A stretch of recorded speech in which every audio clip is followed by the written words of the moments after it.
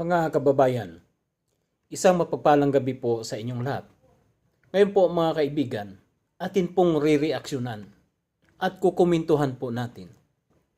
Ito pong video na bago na ipinalabas po ni dating Ako Bicol Party List Congressman na si Saldico, kung saan ito po ang last na inilabas niya patungkol po doon sa mga aligasyon at mga pagdi-deliver ng pera kay Martin Romualdez at saka kay BBM. Ito po mga kaibigan, pakinggan po natin ang mga sinabi po ni Saldico. Terorista sa loob at labas ng Pilipinas para mailibing ako kasama ang katotohanan kahit saan man ako pumunta. Biro nyo, gusto nilang walang ngiyain at tirahin doon sa ibang bansa si Saldico. Ito yung analisa ko eh. Gagawa ng hindi maganda at magiging walang saysay ang buhay ng isang tao dahil gusto nila ang kanilang mga ginawang kalukuhan ay ipapahid nila sa taong ito mga kaibigan. Sinabi na agad sa aking Speaker Romualdez na kailangan ko makapag-deliver ng 2 billion pesos kada buwan para sa pagdi-deliver ng male-maletang pera patungo sa bahay ni Speaker. Ang sinabi... Biro nyo, itong pera ng mga taxpayers, mga kaibigan, na pinagsikapan, pagtrabahuan ng mga taxpayers, pagkatapos bahaginan ang gobyerno, makatulong tayo, lalong-lalo na po sa mga serbisyo ng mga pinuno natin. Pero ang nangyari po mga kaibigan ay pinagsasamantalahan pala tayo, lalong-lalo na ito po ng magpipinsang ito. Akala mo na ang bait nila tingnan, pero yung pala, isa po palang ulupong yung kanilang kalooban. Patuloy po tayo. Sinabi mismo ni Speaker Martin sa akin na hati sila ni Pangulong Marcos sa perang yon para gamitin bilang bagsakan at imbakan ng pera mula sa mga SOP, koleksyon at deliveries na para sa Pangulo. Huwag mo akong pigilan sa mga insertions ko. Huwag ka nang makialam sa budget. Ang gusto niya ng 50 billion pesos na insertion. Ngunit ang sagot ng Pangulo, humingi ka ng bago or dagdag na insertions. Ang tindi ano? Mismo pala si BBM ang nag-utos, mga kaibigan, na maglagay ng bagong insertion sa budget. Pagkatapos, tudutanggi siya sa kanyang mga ginawa, mga kaibigan. At gusto niya na si Saldico ang managot lahat. Yung pala, siya din pala ang nag-approve at nagpirma ng lahat ng budget, lalong-lalo na po yung ang program na budget ginamit nila sa flood control, mga kaibigan. Kaya ayun, nawendang ang 107 billion. Magandang araw po sa inyong lahat. Bago ko ipagpatuloy ang aking paliwanag, nais ko munang magpasalamat sa inyo. Maraming salamat sa inyong bukas na isipan, sa inyong pasensya, at sa pagtanggap ninyo sa mga impormasyong aking ibinabahagi. Alam kong hindi madali ang mga paksang ito. Mabibigat at mahirap tanggapin. Hindi po ako makauwi dahil malaki ang banta sa buhay ko. Tama. Kung ako sa'yo, Mr. Saldico, ay pumirmi ka muna dyan, standby ka muna dyan, magtago ka kung saan ka man ngayon naroon. Kasi baka mamaya, kapag ka umuwi ka, baka maging Saldico International Airport ang naiya mapalitan ng bagong pangalan. Kaya Sir, magpalamig ka muna dyan habang ang mga kababayan natin nakikipaglaban, nagmamarcha sa korupsyon at isinisigaw ang BBM resign. Kapag ka si BBM ay nag-resign, bumaba sa pwesto, saka ka po umuwi at harapin yung mga asunto na isinampa laban sa iyo at patutuhanan mo rin na ikaw ay ginamit lang din nila sa kanilang mga kapritso o sa kanilang mga sariling interes ang pagpapayaman sa masamang paraan. Ngayon naman ay meron kaming natanggap na balita. Papalabasin ng administrasyon na ako ay isang terorista sa loob at labas ng Pilipinas. Para mailibing ako kasama ang katotohanan kahit saan man ako pumunta. Meron mo mga kaibigan, gagawin nila sa isang tao para na sa ganun yung baho nila ay mapagtakpan. Gagawin nilang isang masamang tao si Saldico. Gagawin nilang terorista na sa ganun sa kalaunan ay magkakaroon po ng isang malaking patong sa ulo. Buhay man o patay, kailangang mahuli. Yan po ang nakikita ko, mga kababayan. Pero mahalagang malaman ng taong bayan ang katotohanan. Muli, taos-puso akong nagpapasalamat sa inyong pakikinig. Una po sa lahat, sinasabi ng ICI at ni Henry Alcantara na 21 billion pesos daw ang napunta sa akin. Hindi po totoo yun. Wala akong natanggap na ganyang halaga. Ang totoo, mula 2022 hanggang 2025, ang kabuuang pera na dumaan sa akin para ibigay kay Pangulong Bongbong Marcos at kay dating Speaker Martin Romualdez. Biro mo, mantakin po ninyo na mismo direkta at si BBM mismo ang nag-uutos. Nagagalit siya kung walang remittance. Aba, ang galing naman ito. Papatuloy po tayo. Ay umabot sa 56 billion pesos at hiwalay pa dyan ang 100 billion pesos insertion ng Pangulo sa 2025 budget. Pati na rin Kay BP Inday, kakandara pa sila sa habol na na-check naman ng kuha at napatunayan na walang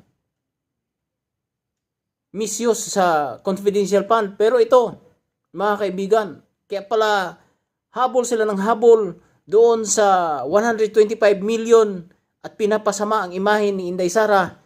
Yun pala para yung ginagawa nilang mga kalukuhan ay hindi po mahalata. Pero, mga kaibigan, hindi po natutulog ang Diyos.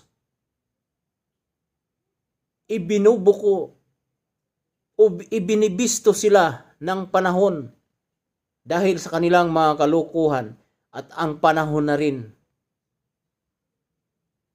ang siyang magpapapanagot sa kanila. 7 billion pesos flood control insertion na inilagay sa NEP ng 2026 national budget. Balikan natin kung paano ito nagsimula. Noong 2022, kakaupo ko pa lang bilang chairman ng House Committee on Appropriations, sinabi na agad sa akin ni Speaker Romualdez na kailangan ko makapag-deliver ng 2 billion pesos kada buwan. Makalipas ang ilang araw, tumawag sa akin si Yusek Bernardo. Sabi niya, kailangan ng tulong ng Bulacan sa problema nila sa baha. Pinapunta niya sa opisina ko sa Kongreso si DPWH District Engineer Henry Alcantara. Sa naging meeting namin ni Alcantara, siya mismo ang nag-offer kung paano ang hatian sa mga proyekto ng DPWH. 22% para kay Speaker Romualdez, 2% para kay Yusek Bernardo, at 1% para sa kanya. Doon po nagsimula ang tinatawag nilang deliveries. Ang sistema po ay ganito. Ang mga tao ni Henry Alcantara ay nakikipag-ugnayan sa mga tao ko na sina Paul Estrada at Mark Ticsay. Sila ang tumatanggap na pera mula sa mga tao ni Alcantara. Minsan sa bahay ko sa Valle Verde, minsan naman sa BGC parking. Pagkatapos nilang makuha ang pera, sila Mark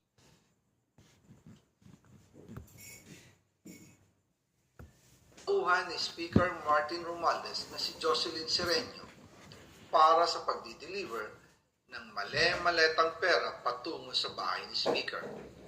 Una, sa North Forbes Park sa McKinley Drive. Ang sarap nun, mga kaibigan. Mali-malitang mga pera ang i-deliver doon sa bahay ni Martin Romualdez sa Forbes Park. Siguro kung makakatikim siguro na tayo nun. O kaya makakita tayo sa daan ng ganun karaming pera. Siguro masaya na ang buhay natin, ano? Sa kanila, paldo-paldo sila. Sa kanilang mga pagnanakaw. Ito yung mga kagalang-galang ng mga halal ng taong bayan. Sila yung mga kagalang-galang na magnanakaw. Mga kaibigan, patuloy po natin. Nang lumipat siya sa number 14 Nara Street, South Forbes Park. Gusto ko pong linawin, hindi ako nakikialam sa mismong proseso ng paghatid. Dumaan lang po sa akin ang pera na agad dinideliver kay Speaker Romualdez. Ako lang po ang nagko-confirm sa text kay Speaker kapag nadala na ang pera sa bahay niya. At lahat ng ito, mula sa unang utos noong 2022 hanggang sa huling delivery noong 2025. Umabot sa mahigit 55 billion pesos plus ang naihatid sa bahay ni dating Speaker Martin Romualdez. Ang laki. Madalas hindi nabubuo ang hinihinging 2 billion pesos bawat buwan ni Speaker, kaya iyan ang final total. Ang tindi naman nun, mga kaibigan, mga kababayan. Buwan-buwan gusto ni BBM 2 billion pesos yung mapupunta sa kanya. Saan kukunin yun? Saan hahagilapin yung 2 billion na yun na para sa kanya? Siya pala talaga ang utak ng lahat ng kalukuhan na nangyayari. Tama siguro yung sinasabi ni Anticlear Castro na si PBBM ay hindi nakakatulog dahil sa pag-uusap daw nila ng kanyang ama. Siguro nag-uusap pa siguro sila dahil sa anak, huwag kang tumigil dahil sa marami pang natitira. Papatuloy po tayo. Ang sinabi mismo ni Speaker Martin sa akin na hati sila ni Pangulong Marcos sa perang yon. Ang listahan ng mga deliveries na ito, kung kailan, magkano, at saan dinala, ilalabas ko po kasabay ng video na ito.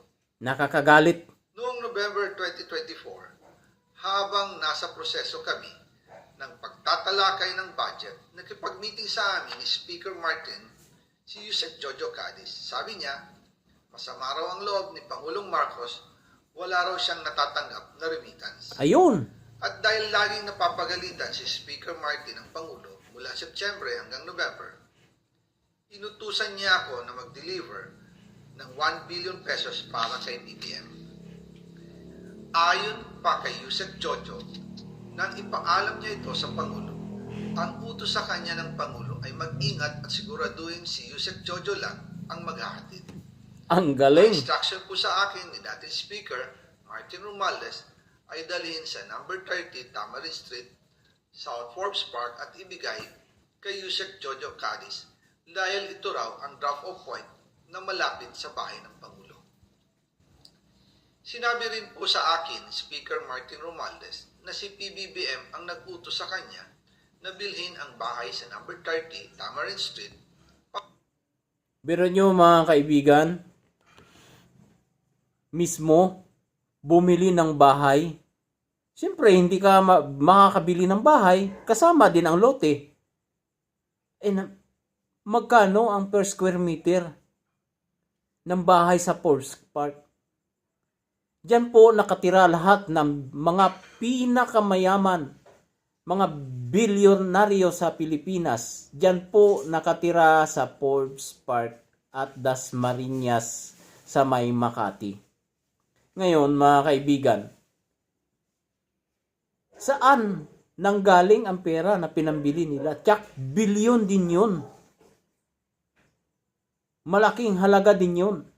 Sa atin pa, yung ipinambili ng bahay na yun ay galing din po sa pangungulimbat nila sa pera ng taong bayan, mga kaibigan. Para gamitin bilang bagsakan at imbakan ng pera mula sa mga SOP, koleksyon at deliveries na para sa Pangulo. Noong December 2, 2024, personal kong i-deliver ang 200 million kay Yusek Jojo Cadiz sa number 30 Tamarind Street, South Forbes Park. Ayon sa kanya, dadalhin daw niya ito sa bahay ng Pangulo sa number 41 Nara Street, South Forbes Park. Kasunod nito, noong December 4, Kabilang kalye lang din pala yung bahay ni BBM doon din sa Forbes Park. Ay talagang elitista talaga. At hindi ito papayag na makadilhin siya lang ng barya-barya, mga kaibigan. Kundi makadilhin siya ito ng paldo-paldo. Yun ang kanyang tinatarget dahil kapag ka lumabas siya sa kanyang pagkapangulo, ay doon na. Buhay bilyonaryo o kaya buhay trilyonaryo kung siya ay makakatapos sa kanyang termino. 5, 2024, muli akong nag-deliver ng 800 million sa parehong address at Yusek Jojo Cadiz pa rin ang tumanggap. Sabi niya, yun naman ay dadalhin sa bagong bahay ng Pangulo sa South Forbes Park. Sa kabuuan, 1 billion pesos ang personal kong naihatid. Ako mismo ang nagbigay ng pera, kasama ang aking driver at mga tauhan. At lahat ito ay base sa direktang utos ni Speaker Martin Romualdez. At dyan po nabuo ang kabuuang halagang 56 billion na ipinadala mula 2022 hanggang 2025. Biro nyo, 56 billion kabuang halaga. Yun, pwera yung insertion sa flood control project, yung unprogram na 100 billion. Meron pang 56 billion na total na idiniliver doon mismo ni Saldico at ang kanyang mga tauhan sa bahay na binili nila ni BBM. Ngayon, mga kaibigan, ito ang reaction ko. Si BBM, nung last na may press con siya doon sa Malacanang, sabi niya, pambihira kayo. Okay lang sa inyo na nakakabili kayo ng mga garang sasakyan, mga eroplano, mga mansyon na bahay. Kami rito binaba. Kala mo, kapani-paniwala eh. Yung pala, napaka walang hiya din pala, mga kaibigan. Kaya, siguro, ito, niloob na ng panahon na mabisto ang kanilang mga gawain. Ngayon mga kaibigan, dadako tayo dito sa mga comments. Sabi ni Gutesa, malaki ang mga malita hanggang baywang niya. At ang mga laman nito ay umabot ng 48 to 52 M. Meron ding isa, puro nakawan, money heist, while ang daming naghihirap. Tama. Marami talagang naghihirap, mga kababayan, lalong-lalo na po yung mga kababayan natin sa Cebu na yung kanilang bahay ay na-wash out. Winner po sila dahil sa nilindol na nga sila ay binagyo pa. Doon po talaga sila na damage ng husto sa bagyong Pino. Meron pa pong isa. Nako, go home para makapagsalita ka. Pinapauwi na si Saldico para makapagsalita. Ngunit, sa kaalaman po ng lahat, kapag ka si Saldico po ay umuwi, ay siguradong nasa peligro po ang kanyang buhay. Kaya, dapat lang muna na kung sa akin lang po, ay hindi po na pwede pang pauwiin si Saldico. Kung saan man po siya ngayon naroroon, ay doon muna siya. Kung maaari, para hindi po siya matrace, ay magpalipat-lipat siya ng lugar. Pagkatapos, patuloy po sa pagdi-disguise, mga kaibigan. Dahil, pagdating ng araw, kung wala na si BBM sa kanyang pwesto at kung nag-resign na siya, pwede nang pauwiin si Saldico at pwede na rin gawing isang state witness sa kaso. Ito po ang isa, can these houses be raided, confiscate the money, return to the treasury, and pay our debt para mabawas-bawasan ang utang ng Pilipinas? Sinong maglalakas loob na re-raid sa bahay na yun? Pa-raid ka, baka mamaya ikaw na naman ang kasuhan. Kaya, hindi pwedeng pasukin basta-basta. Under nga ni Martin Romualdez ang AFP, na mamanduan nga niya ang AFP. Sino magre-raid? Yung Chief of Police kanila. Yung Chief of Staff ng Armed Forces kanila. Sino magre-raid? NBI lalo na. Baka mamaya yung DOJ secretary na bago, mapapalitan din. At baka mamaya, i-charge pa na siya ng loob, nagnakaw. Yun ang mahirap. Didn't do it for money. Certainly, not for the country. For what then? Ito, mayroon pang isa. Nakatakot si BBM na ipahuli si Saldi because he has the receipt. And a man who has no way out and stuck a corner will spill all. Kaya masyadong pinipressure ni BBM. Oo, kasi kinasuhan na nila si Saldico nitong kalaunan, sa pagpatuloy ng pagsasalita ni Saldico, kinasuhan na rin si Martin Romualdez. Ito, verify po natin na hindi po fake news to, pero kanilang ombudsman. Yun lang ang mahirap. Mamaya, pagdating doon sa ombudsman, ay absuelto si Martin Romualdez at si Saldico ang magiging sangkala ng lahat, at si Saldico ang mananagot sa kanilang mga anomalya, mga kaibigan. Galing sa tax natin, galing sa bilyong dolyar man inutang nila sa World Bank na dapat ay para sa kapakanan ng taong bayan, ang mga magulang, kapatid, anak ng mga sundalo, pulis, tayo, matanda, bata, Muslim, Kristiyano, lahat po tayo ay biktima. Malaking pagnanakaw ito. Insakto, tama. Lahat tayo biktima. Dahil walang patawad po ito. Kasi ang perang ito ay para sa atin, at ang iba dito ay tama, inutang. Ang iba naman na malaking parte ay tax po ng mga profesional, yung mga nagtatrabaho sa gobyerno, yung mga binibili po nating mga pagkain na may ibat, lahat tayo ay nagtatax para nakawin lang nila, mga kaibigan. So, hanggang dito na lamang po. At maraming salamat po sa inyong panunood.